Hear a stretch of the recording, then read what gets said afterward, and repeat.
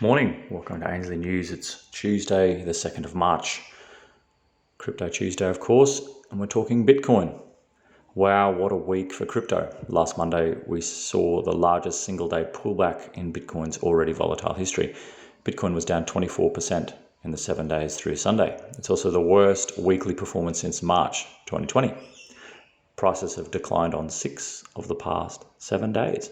Bitcoin's price move appears to be a continuation of last week's trend when Bitcoin fell amid concerns that rising US Treasury bond yields might prompt the Fed Reserve to tighten monetary policy sooner rather than later to keep inflation from rising out of control.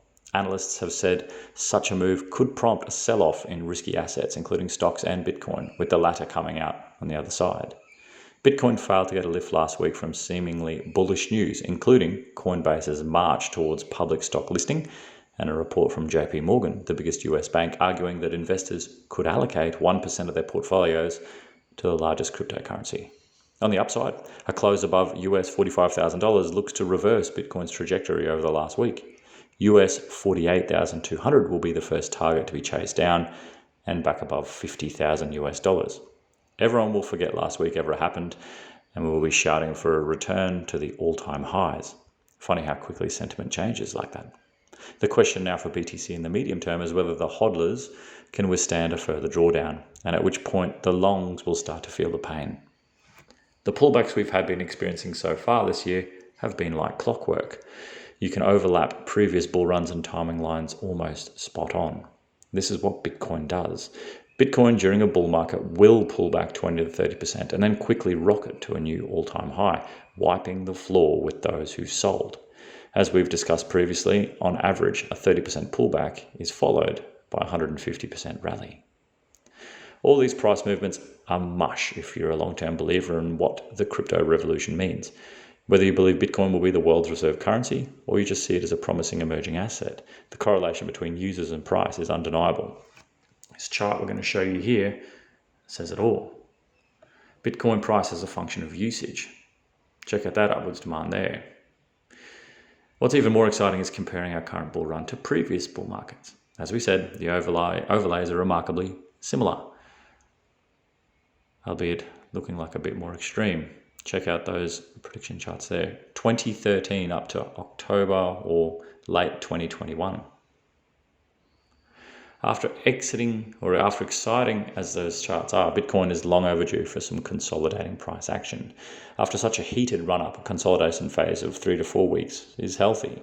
Bear in mind that the last pullback on the 8th to the 22nd of January was only 2 weeks long before the market started printing new highs all over again. While history tends to be a good indicator of what to expect going forward, each bull market will be different, especially now that holding BTC as a macro play is becoming more and more prevalent. Let's see here what the experts are saying. I've held a price target of $100,000 per Bitcoin by the end of 2021 since I publicly wrote about it in 2019, says Anthony Pompliano, partner at digital asset hedge fund Morgan Creek Digital, speaking over email. I'm sticking with that, yet somehow have become the most conservative person in the room. Bitcoin has already had a fantastic year, and any further gains would indeed be a blessing. The main driver lately has been the rush from multinational corporations to diversify out of fiat money and into crypto, a trend that we see is just getting started now, says Matti Greenspan, the founder of market analysis company Quantum Economics, speaking via Telegram. One major driver of demand is a spectacular increase in high-quality Bitcoin education, breaking through the noise created by altcoin founders and fund managers with the incentive to spread misinformation. And the continued development and many new launches of retail platforms, funds, and trading venues are making it even easier for people everywhere to purchase Bitcoin. One of Bitcoin's biggest cheerleaders, MicroStrategy's Michael Saylor, has an even greater prediction, saying Bitcoin is going to subsume negative yielding sovereign debt and other monetary indexes until it grows to $100 trillion. Going to add that he believes BTC volatility will ease as the market cap exceeds $12 trillion.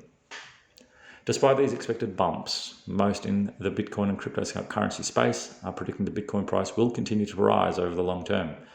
Regardless of price, the value of Bitcoin in the long term is almost guaranteed to rise due to limited supply, which makes it attractive for underbanked populations and any other traditional investors, especially when compared to fiat currencies subject to crippling inflation and an unlimited supply.